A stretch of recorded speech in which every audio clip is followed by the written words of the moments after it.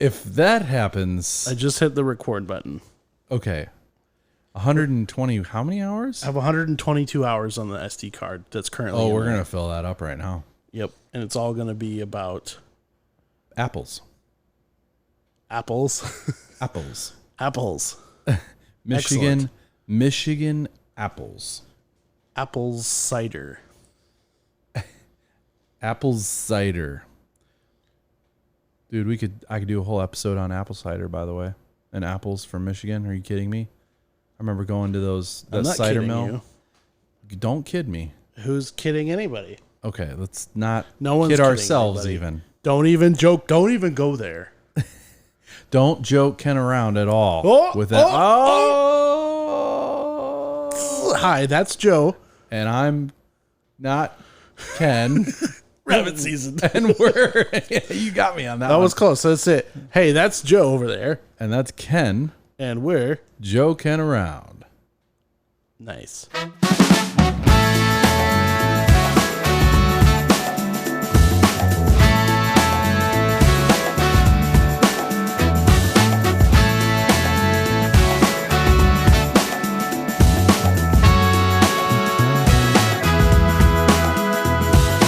I like your part in that.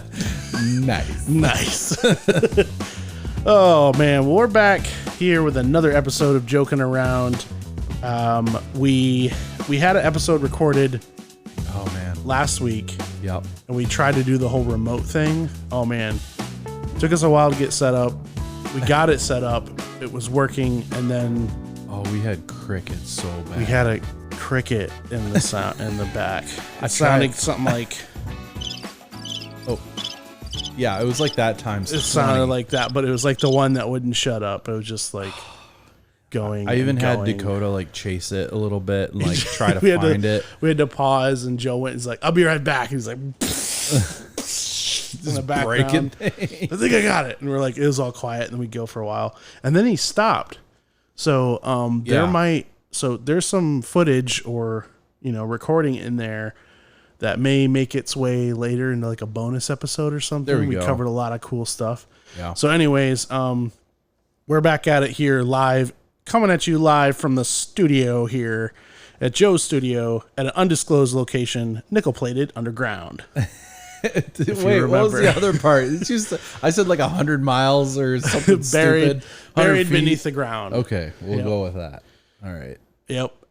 So what we talked about last time, I think it was worth kind of revisiting since they're not going to get to hear most of it, or maybe some of it later. But I wanted to talk about personalities.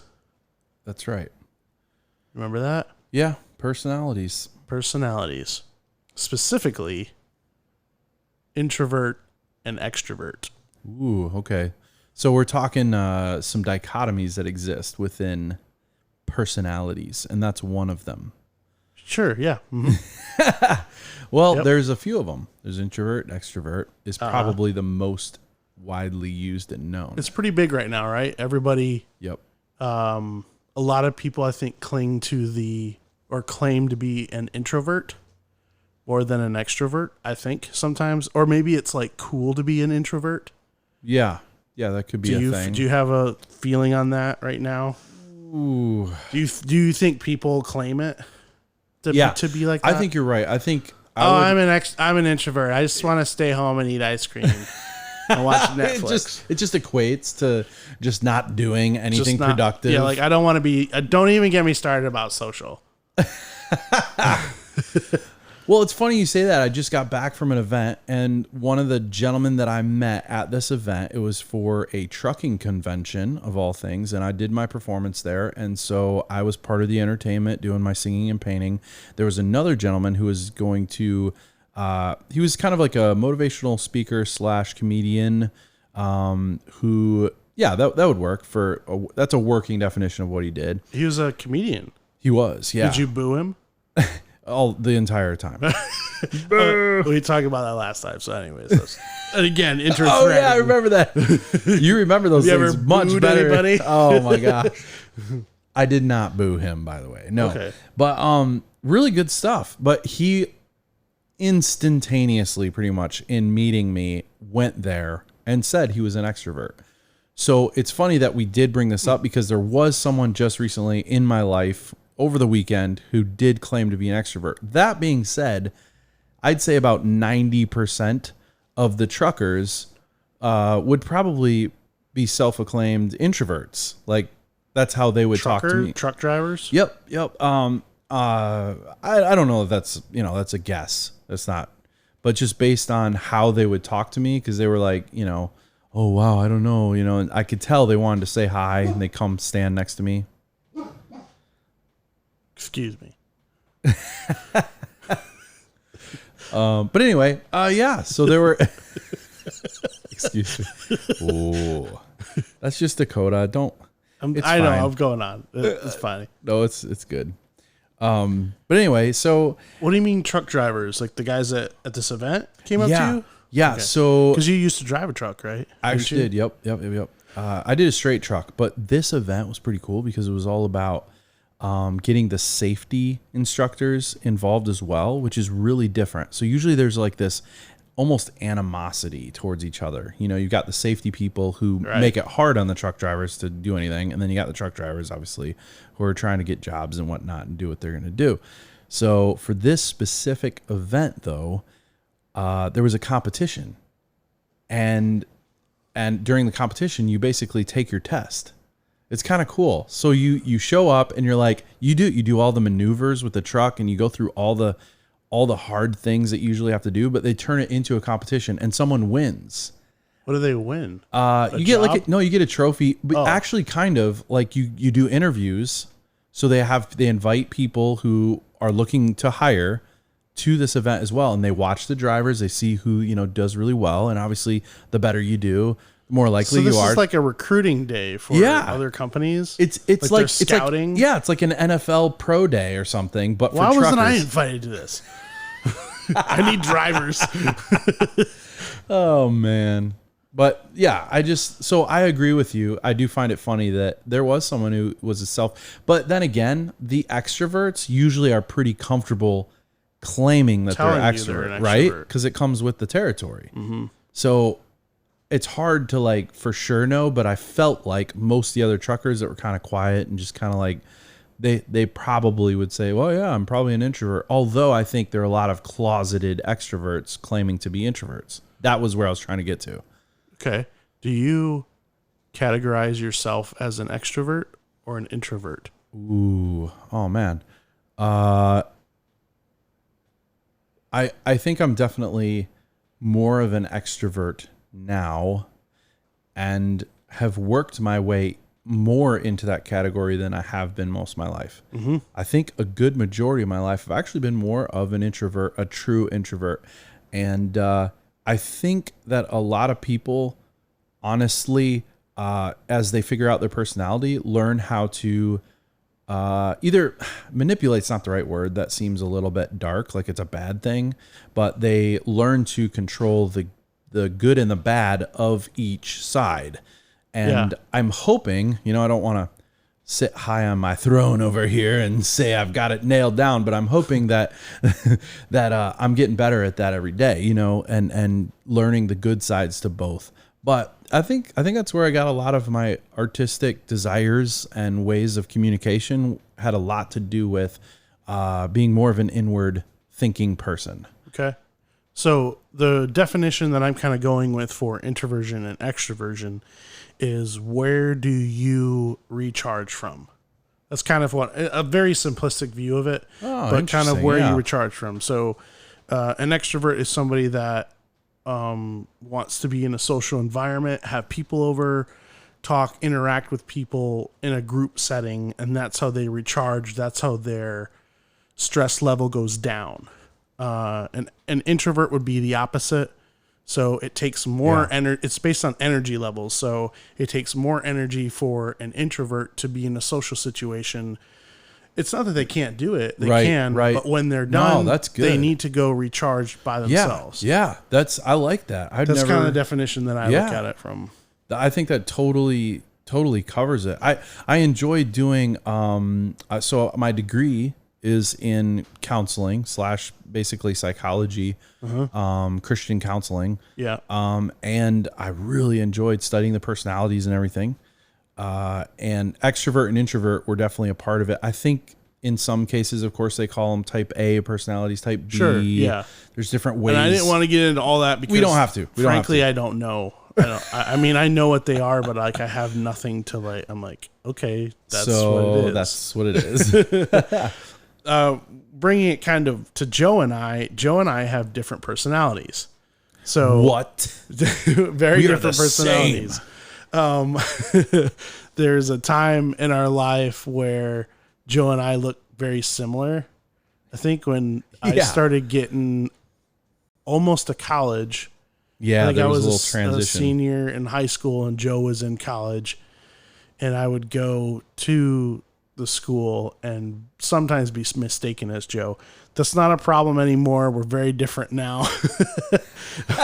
If you were to look at us, you'd be like, oh yeah, I see you guys look similar, but there's no way you can mistake each other. But back in the past, there was some similarities there. However, I would say that my personality is more on the introverted side. So I find recharge time alone. Yep. And it doesn't have to be like I think people picture that as like a negative thing. They got to go into a room and close it and lock it, turn out the lights. Like there's some kind as much as I can see you enjoying that. That sounds awesome. I know. I totally think you're right. Yeah, that's 100% you, man. So, but these are the extremes, right? So you have introversion, where somebody who's like a social shut-in. Yeah. And then you have extroversion, who's a party animal. I don't think that we're on the extreme levels of that. The thing I kind of wanted to talk to and bring it down to was the crossing over of the two personalities.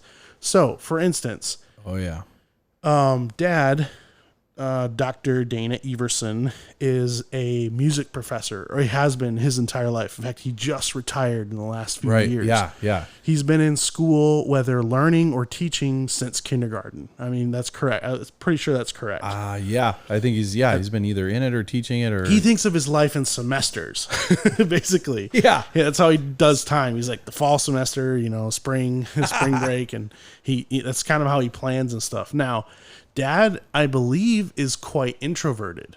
However, an introvert will become an extrovert for a period of time if they are doing it for something they're passionate about or something that they love. Yes.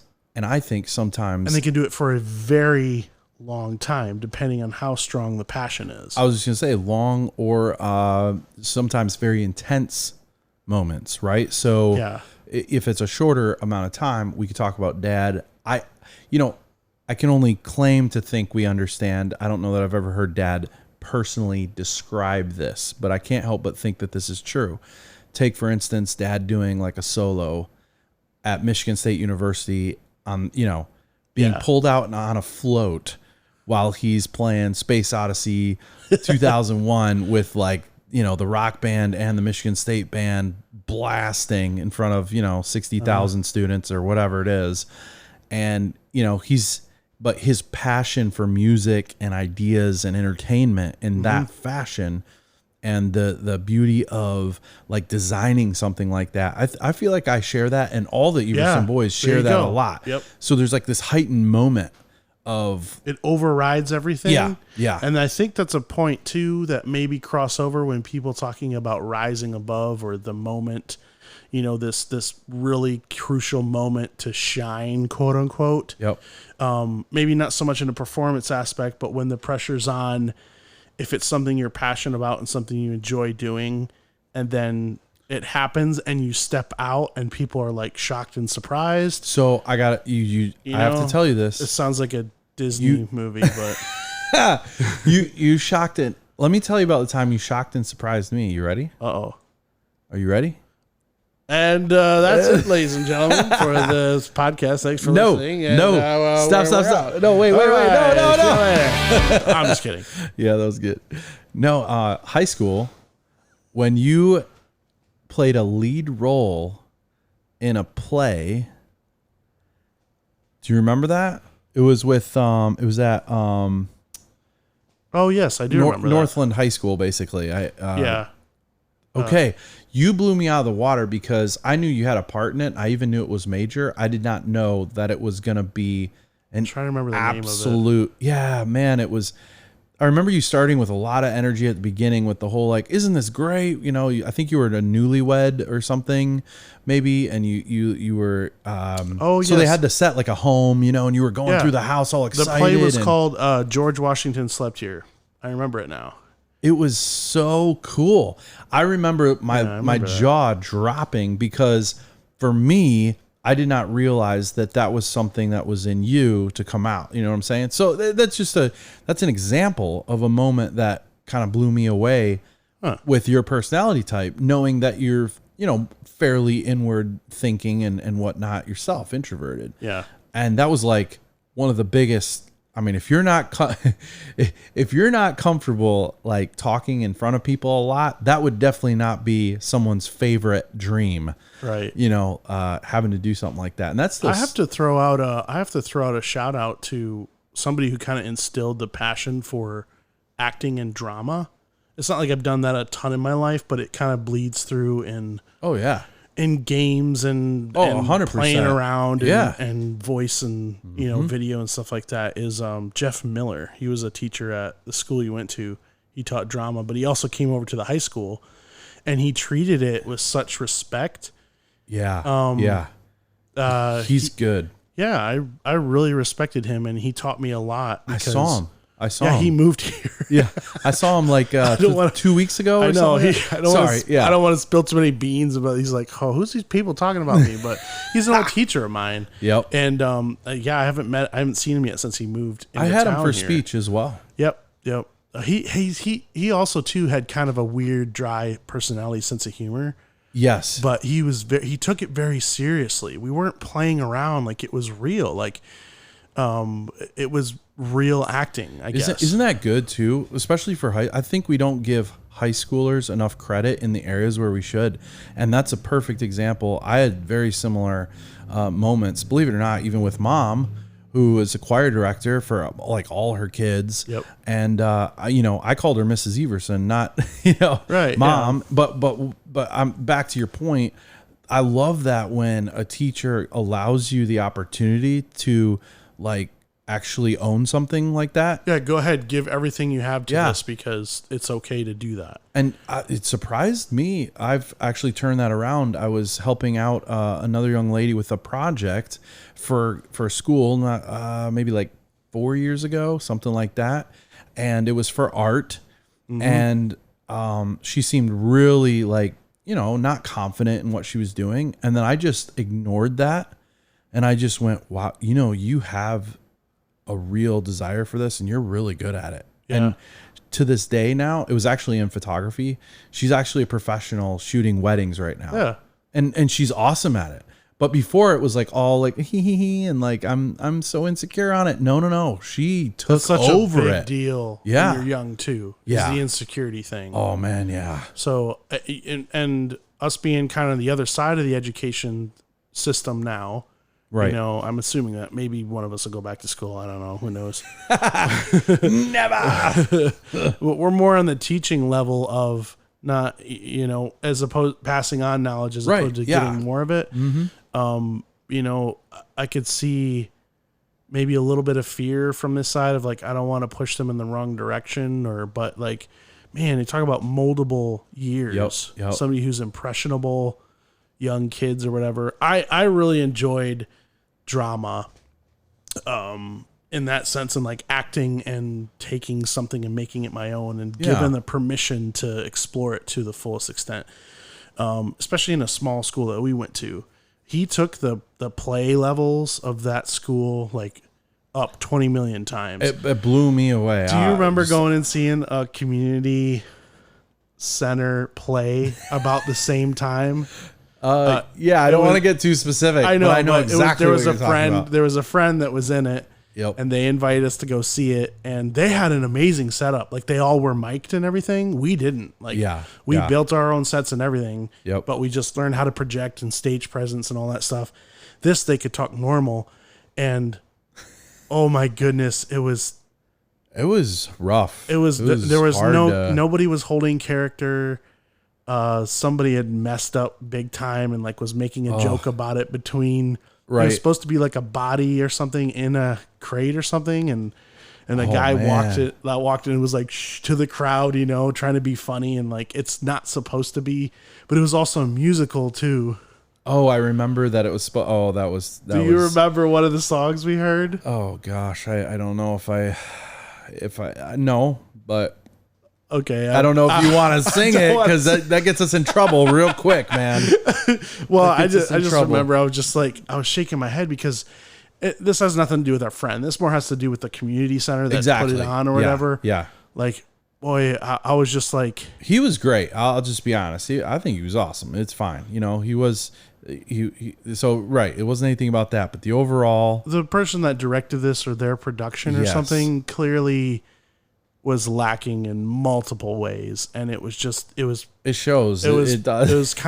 sad, and it was just like the 100% level of cringe that you could ever have. You ever watch cringe videos? Like people make them on. Do it for very long. That's my point. Oh. Like people are like the don't laugh videos, and you're like, okay, that's easy. You know, but the cringe videos, I can't do. I'm the same way. I can't do it yet anyways. You know, those, I forget to even what the title of it is, and I feel silly because I can't remember the name of it. I'll look it up here in a second. But anyway, basically, I just saw this the other day. Basically, there was a comedian, and you got people in back who are like have an ear to him, right? He's got like an inner ear mic or whatever. Infection. Inner ear infection, basically. In-ear monitor, sorry. Anyway, and they're telling him like what he has to do.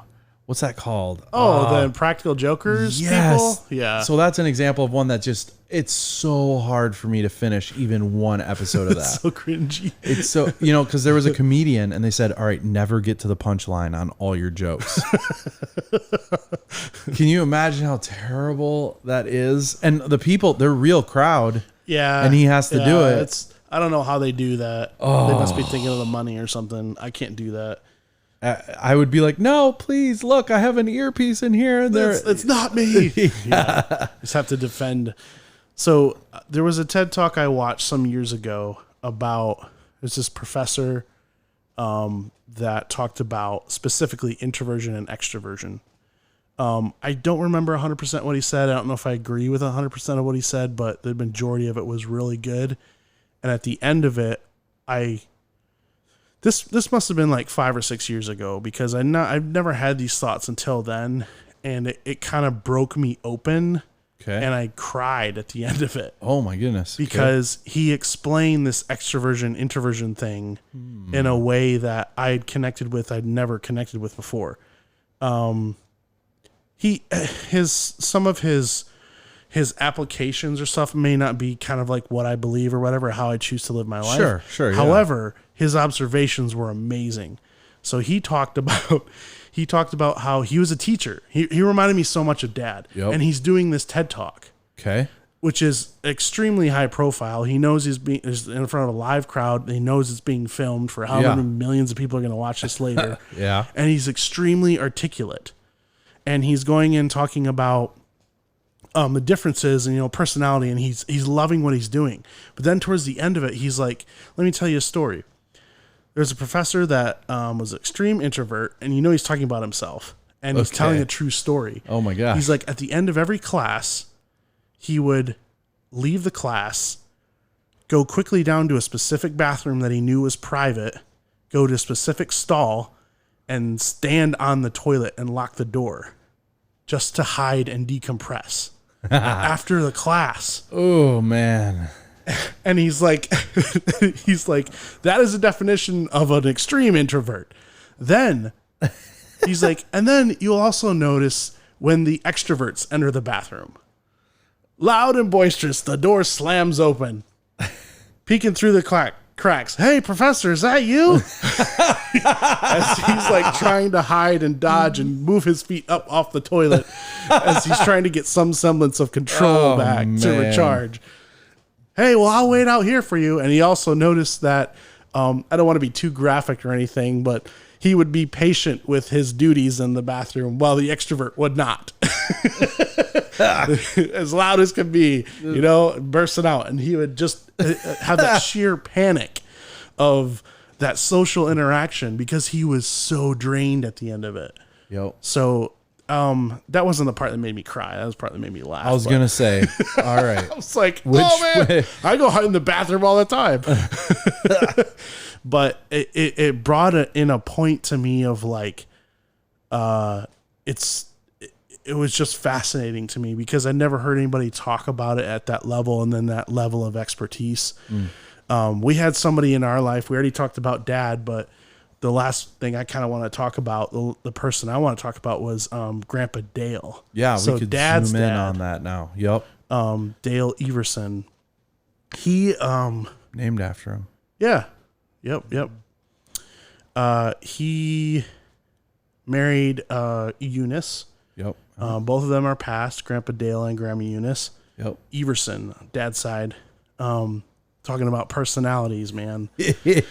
On top of the cultural, like the Scandinavian background. It's sure a quick thing, you have the Everson side and you have the Ortega side. Mom's side was like the Mexican Latino. Just think mariachis. Oh my goodness. Talk about difference of, personality. It's almost like an entire culture is like more extroverted than the other ones. Yeah. It really is. Mm-hmm. And so, I could be gone 3 years and come home and see Grandpa Dale or Dad and, hey, how's it going, son? Or hello. Yep. Hi. Oh, hello. Yeah, hi. Oh, yeah. Yep. Oh, Santa Claus get you something this year? Grandpa Dale. Yep. Yeah. Yep. And just very sincere, very direct, but just not a lot of words. I never knew a time that Grandpa Dale didn't say more than a few sentences without taking a pause. He didn't gab on like I do. Yeah, like we're going on and on and on. We can blame the Ortega side. Yeah, that's their fault. You go to the bathroom and come back, and they're like, "Where are you? Where have you been? We missed you! Oh my goodness!" Hugs and and we loved it. We loved both sides, Yep. But specifically, going back to Grandpa Dale's side, I remember Peter. We talked about our youngest brother, Peter. Yep. And Peter was very young. Grandpa passed, I think, in 2006, I believe. Okay. Yeah. Or maybe that's Grandma Eunice. I really got to go back and check. Yep. But, Peter was pretty young. But I remember one time, because you really didn't see him smile. But we all knew he loved us. Oh, yeah. It was just, it was different. We almost didn't realize. I would say I almost didn't realize that really till later on because we all knew. We felt it's not like we didn't feel comfortable with Grandpa or something. No. You knew he loved us to death. It's just later on you're like, oh, people think this is odd that he's got a straight face, for most of the time. And I find myself in some of the same situations, in church are you okay? Are you mad right now? You're like, no, I'm really happy actually. No, I was enjoying the peace and quiet until you came and asked me. But I remember one time he was there. Grandpa was doing something. It could have been Christmas. We had awesome Christmases there. Yep. They would bring in like these buckets full of presents. Just buckets, man. Just quietly, and we'd have a blast. And it was usually Christmas Eve. But I remember Peter one time, Grandpa was doing something, and Grandpa cracked a smile. And Peter was like, Grandpa, you smiled. And he turned over and looked at him, kind of sternly and said, I what? Shame on you. We all laughed so much, but he was aware of it. I know he was. His Grandma Eunice was the talker, really, Sure. But he was such a great man in so many different ways. We kind of talked about this in the Lost episode, so you might hear us repeating some things if that ever gets recovered and restored. But he married Grandma Eunice very, very young, as they would back then. Yeah. And it wasn't long into their marriage that she developed some very serious medical issues. I thought it was like 25 or something like that. I think so. If I remember right. Yeah. They were very young when they got married too. Was it when she was having Dad maybe? Because maybe. I think well, I don't know. Anyway, It could have. I mean, it was. I know it was very early on. It Yeah. wasn't like they were in their 40s or 50s and then she started having issues. But she had. I mean, just to list a few, she had MS, muscular dystrophy, cancer, polio. she had some like, I don't know if you already mentioned, but basically a lot of the esophageal, Esophageal like, spasms. area was. Yep. She couldn't eat certain things. Oh, man, she couldn't walk. That pepper that was in, like, there was an accidental pepper in a pizza, just about almost killed her. Yeah, Like that kind of stuff. Like they it's were like, what in the world? It was, growing up, it wasn't out of our knowledge base to hear that grandma was, that the ambulance was there. Yeah. But and at the same time, a fighter like crazy. Yeah. Like, how tough could a woman be? tiny little thing, 100 pounds, so tough, soaking wet probably. But she had a little Migo that rolled around the house. Yeah. Super fast. She had a couple of them too. She had an outdoor one. Oh, that thing Take us on rides. Yeah. Down the road, That should have been illegal. 100%. That should have been no illegal. seatbelt on the thing. That was going, it had to have been going 20 miles an hour down the sidewalk. She had a couple of them. I remember that. She's like, this one has a new battery. Breaking the sound barrier. But there was times she couldn't use her hands. Yeah. She used her teeth sometimes to hold the paintbrush. She was an artist. She was a watercolor artist. She was an awesome artist. Also, her sister was too. Yep. Aunt Dorothy. I have a couple of her paintings actually. Same. Yep. Yeah, Grandma loved to draw or paint trees. Yeah. I can't paint trees. They always come looking out like road maps, or I don't know how to paint trees. I don't know how to paint. How do you paint a tree, Joe? Oh my goodness. How do you make a tree look like a tree? I don't know. And not like a stick figure. I don't know, man. It's hard. Especially but watercolor is a whole nother animal that you can't train. Like, you have to embrace the crazy.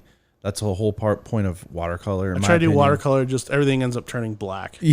Yeah, soaking wet. Just keep dropping in color because I'm like, that's the wrong color. Let me put more color in there. Yeah. No, don't move. This is supposed to be orange. Now it's brown. You should definitely get into like abstract, black paintings. Just you probably make a fortune on modern art, honestly. Oh, but grandma and grandpa. Grandma and grandpa. Yep. Grandpa had an extreme amount of knowledge and patience. Yep. So grandpa actually has a patent, or I think he developed a patent for like a quick release on her Amigo, I think, to help her move from one to one. Yeah, you talked about that before. Yeah, and you also shared something with me that I'd never heard before. Uh-oh. Hope it's right. I should have confirmed this before we start talking about it. Well, it's fine. Just whatever. Bring it up. But the way that he communicated with us, I think, and the way he showed love was time spent. Oh, yeah. I'm going to talk about the love languages or whatever. His wasn't, I guess, he could say a couple words that could be more meaningful than like 5,000 paragraphs from somebody else, in a way, because he was so meek and so sparing with words. Sure. But we used to do the little pine box car derbies or whatever. Oh yeah, yeah. I love those things. And it was like a tradition. So Ben was the oldest, and he went all the way down the line. I think I was the last one. I don't know if Peter got old enough before he passed. And we even moved. I think. Yeah, right. We moved in 2000. Okay. So yeah. So Peter was like he could have been in an early Awana. It was right at that turning point.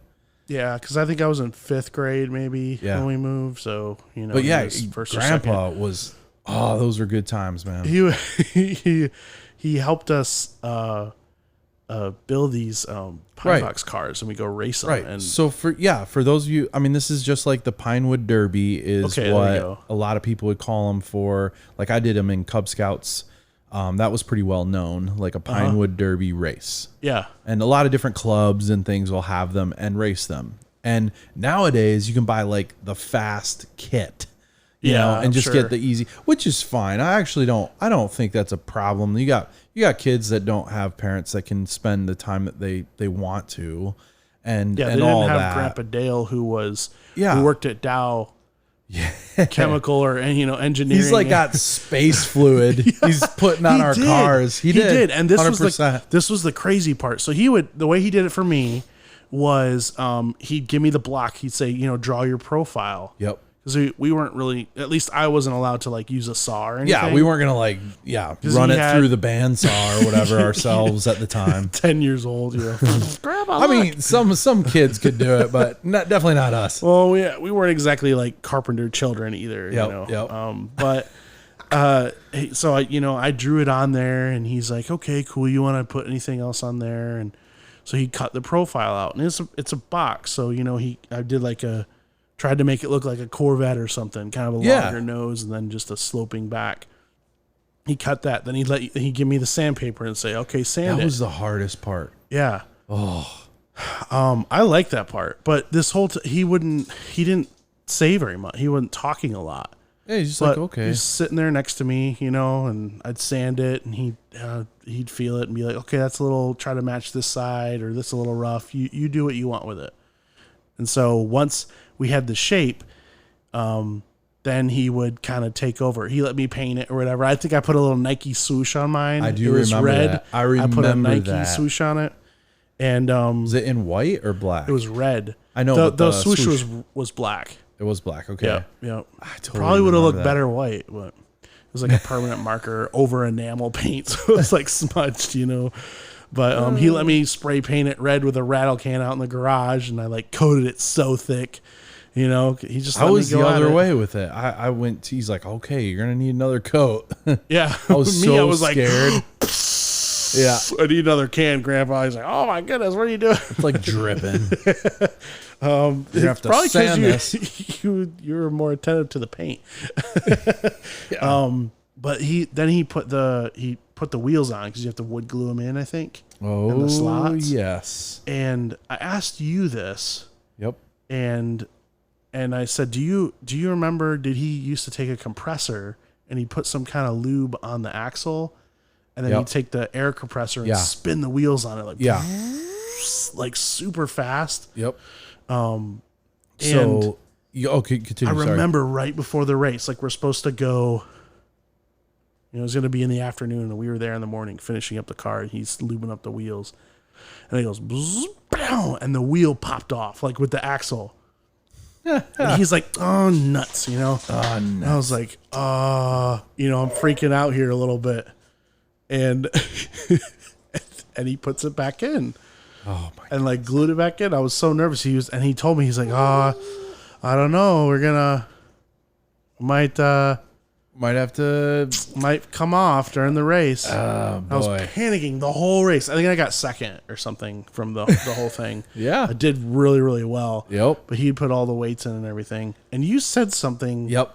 to me. I remember this now. Some kind of conspiracy theory about this. it's total conspiracy, but I totally got this. This conspiracy theory. Yeah. Okay, so I don't think all these things can just be true and not be related somehow. So you, for instance, we need to talk to Ben, is what we discovered. So I'm actually messaging him right now. So continue. Good. He's replying. So Okay. All right. So good. I really want to know this. Okay. There's something basically called, I don't know if this is exactly what it's called, but basically you make your car ride on 3 wheels. And there's a number of reasons for that. You have less friction on one axle, so you take that away. You also have less friction on the actual track. That's the other part of it, right? So now you're dealing, and friction is one of the biggest energy losses. The friction and heat caused by that is actually an energy loss that you don't want to put into you're taking it out of your potential energy, and it's not becoming a part of your kinetic energy actually in motion, right? So anyway, this is all Mark Rober stuff that I'm citing now in hindsight, but I was actually going to bring this up with Ken and ask him if something had happened to his wheel, because it happened to me too. Now, Grandpa, his version of it for me was that he was putting it in, but for whatever reason, which I don't think he would ever do this in real life. He hadn't done it on the other axles. He chose one. And I can't remember which one it was though. Was it like a front right or something like that? Anyway, Okay. he basically squeezed the axle, acting like he needed to push it in a little bit. Okay. And all of a sudden, he kind of like goes too far. And he's like, oh man, well, you can literally buy these axles now. When you buy them online, there's a certain bent profile that you get to make sure your car does the 3-wheel ride. And there might be some other parts to it that I don't know, where it's like an inward turn or different things like that. But the whole idea is that you get that angle going so you get the least amount of contact with the surface as possible. And I just find it really interesting that that's 100% true about both our cars. So I don't know if you're finding anything out from Ben yet. No, he hasn't said anything just yet. Okay, but I call it the grandpa conspiracy theory on our Derby cars because now I am anyway, and I won't know till the other side, if you will. I'm gonna try to get him to call in because I can hook it up to here through Bluetooth. Oh, that'd be so cool. So bear with me. I'll keep so at the end of the day, we all did very well, is what this comes down to in, our local races, that kind of thing. So basically it would be done. I did both Cub Scouts with Grandpa and something called Awana, which was like a Christian, club for kids that would, it was like a little bit of a day camp, evening camp kind of thing every Wednesday. And they had this thing on a Saturday. Sometimes, for some reason, I feel like it might have even been 2 Saturdays, but it was for sure one all-day Saturday that there would be a local chapter of that club that would race. And sometimes it would include maybe a few different schools or churches or whatnot, and they would all show up and, there'd be the weigh-ins and they'd check your cars. I mean, they took it so seriously. Oh my gosh. Like some people went really... There were some very serious cars there. I remember seeing them. They looked like they were like candy paint. Like pearlescent paint. Right, because they would use stickers. The real paint with, like model. They're like 100% their dad did them. Like 100%. Right. I don't want to live a double standard here because we're talking so much about how Grandpa helped us. But, sure. But that's the point. That's what I'm saying. He let us, right. We did everything. He put on the wheels. He made us sand. He made us paint it. He even let me mess around a little bit with putting the wheels on and making sure, handling the car in a way that was responsible. I think he let me do the drill once he picked the spot, for the holes for the weights that would go in. There'd be these lead weights that you could put inside in the bottom, all that kind of stuff. But I remember him talking to himself, thinking about the weight, and he talked about where it was best to have the weight. And it's true that you want to have it back, if I'm remembering right. Yes, you want to have it back.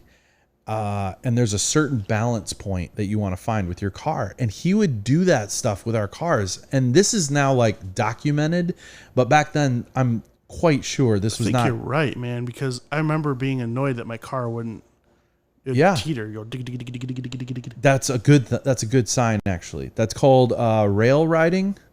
That's the other part of it. So all right, so I'm gonna call Ben right now. Is he calling in? I'm gonna see if he'll This would be great. He's totally lost. I'm like, can I record your answer? He's like, I have no idea what you're talking about. Just make him call in. I'm calling him right now. Will he hear us? Yeah. Through this machine? Yeah. Uh-huh. That's so crazy. Hey, what's up? Hey, Ben. Hey, Ben. This is your brothers, Ken and Joe. This is Joe. Sorry for this spontaneous thing. I was like, man, it sounds like two of them. Hey, what's up? Hey, sorry, real quick. We're actually recording a little secret project thing here. So, but okay. Specifically about Grandpa Dale, Joe and I have this theory. Yeah. So when I was doing my car with Grandpa Dale, he quote unquote accidentally broke my axle. Like one of the wheels went flying off when he was doing the compressed air spin on it. And it went popped off, and he was like, "Oh, nuts," and then he put it back in, and he was like, "Oh, it might come off during the race. I don't know." And Joe just said that the same thing happened to him. Yeah, he did something similar, and I've done some research, and if you want to look at it yourself, there's a guy called Mark Rober, if you've ever heard of him, on YouTube. He describes it very succinctly and really quickly about the way to make your Pinewood Derby car the fastest. And one of the best ways, most efficient ways is to make sure it does a 3-wheel ride. So our theory was that Grandpa knew this, but this is my conspiracy theory. But he didn't want us to feel bad about breaking the car or being like off or something. I don't know. I wanted to hear your experience on. Yeah. Do you remember anything like that ever happening? Yes. Okay. I can't speak to that directly, but I do know that his time as far as Awana, probably with Pinewood Derby stuff, because he was the one in our circles that pioneered the putting the weight in the back of the car. Interesting. Yep, we were just talking about that. Yep, that's a big deal. Yep. Right. No, now everybody does it now, but nobody was doing it then because they were all thinking, oh yeah, put the weight towards the front because it pulls you forward, which is not true. Put it in the back, it has the most, it has just a little bit extra. Yep. Well, yeah, because the back hits it stays on the incline longer. Mm-hmm. So I don't know if you guys know this, but the car that he made with me won the whole state. Yep, that's okay. I thought that was true. Yeah, okay. I told Ken, I was like, I think there was like a regional thing, and then there was like state, so it was like your little local deal. And then I remember what year was that, Ben? Yeah, 1989. 89. Okay. Nice. Okay. Yeah, that's the famous painting that grandma did from the photo. Yeah, I remember that. I have it up like in my closet or something. But so I don't know anything about riding it on 3 wheels, although that makes sense. But I do know that he was all into, like, he used special stuff that he got from Dow for the lubrication. Yep. Yeah, I remember that. He was It's like space age lubrication. I don't know what this is for or what I'm doing on this, but there's my thought. No, you're okay. You're going to jail after this. Oh, no.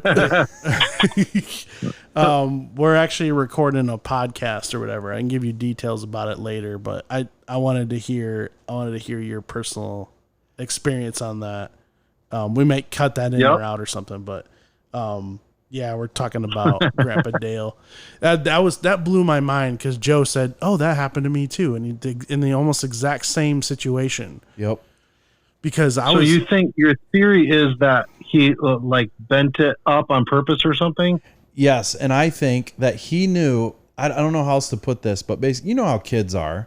If you tell a kid like, "Hey, this is going to make your car faster, so don't feel bad," and then you're going to tell your axle. Yeah, you're going to tell all your other friends like, "Hey, I want to tell you a secret," And I think it was his way of not letting it out, but making it like, "Oh, this is an accident," because that it actually increases the speed of the car. I think it's the number one way to make your car faster over profile of the car, even the weight. It's either that or what's called a rail ride, which I think is another thing that he technically was having us do, whether he knew it or not. But basically, when that wheel also becomes a little bit cantered, it will ride. And instead of it hitting each side of the wheel constantly, it forces it to kind of just stay a little bit more straight throughout the entire race. But anyway, you gotta watch the YouTube video by Mark Rober, and it will make way more sense because I'm terrible at explaining it. But he's a NASA scientist guy, really young. He helped design the rover that went to Mars at like age 20 something. And he decided to dedicate all his time into figuring out the science behind the Pinewood Derby. And now, Ben, when you buy kits online, they sell them with bent axles. And to me, it's like, are you kidding me? Because I remember Grandpa putting mine in a vise and bending the axle. Huh. And I still don't know why he would do that. But he made it kind of look, nuts, and he kind of like, whoops. Yeah, like, it's my fault. I did this. Don't feel bad about your car. We'll do the best we can. Yeah, and then boom. I think I got second, by the way. Yeah, I got second too. Oh, yeah, you guys did. Yeah, the Everson cars with Grandpa Dale always did well. By the time after I had done, he was looking for every edge because after my car won. Actually, no. So Massey won the year before me. Oh yeah, and an O'Shaughnessy, and they and I got second, I did it 3 years. I got second, third, and then first again overall at the big one.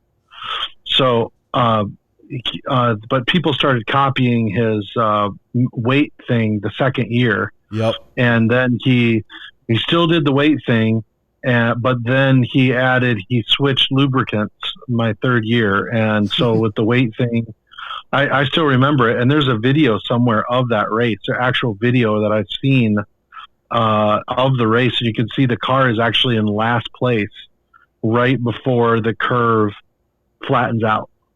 And it's really fascinating to watch because I'm in last place. I had anything to do with it. And then it just shoots right out. Well, it makes sense if the weight's in the back. Yeah. Yep. So he really, really and then in fact, I think we even went in and we were a shade heavy and they made them right there at the weigh-in, carve out just a little bit more so that it would be underweight because you had a weight limit they would measure. Yeah, it's like boxing. You cut weight, Yeah. They go sweat it out for an hour or two. You got time to do it to make weight. Yeah. Cool. Crazy. All right. Well, thanks for the impromptu ad here or whatever. But okay. We're talking about Grandpa Dale, so yep. Thanks, man. See you guys later then. See you. Yep. Bye. See you, Ben. All right. So yeah, that was the eldest talking about it. That's really funny that he said that, and he was able to shed some legitimacy of Grandpa's strategy for that stuff. I mean, it is obvious, even if it was an accident or wasn't a part of the conspiracy, which I still hold is true.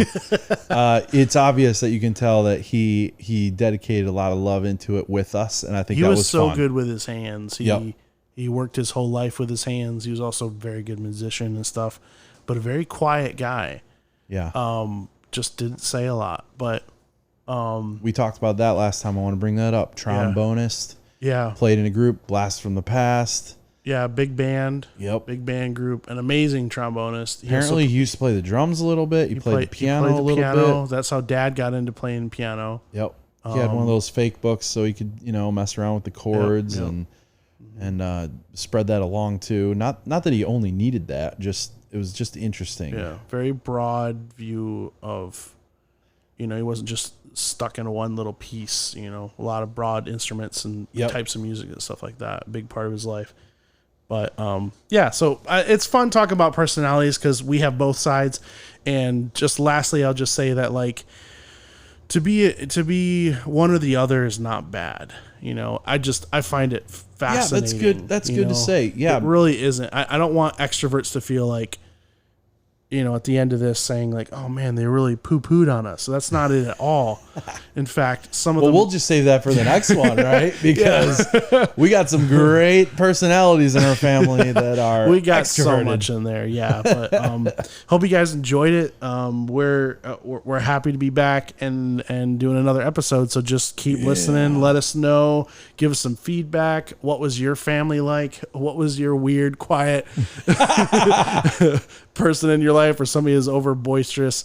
It really is fascinating. Be nice. Yeah, now. be nice. We're all being nice about this. But until next time, guys, we will talk to you in the next one. Let's do it. Can't wait. All right. See ya. See ya. Bye.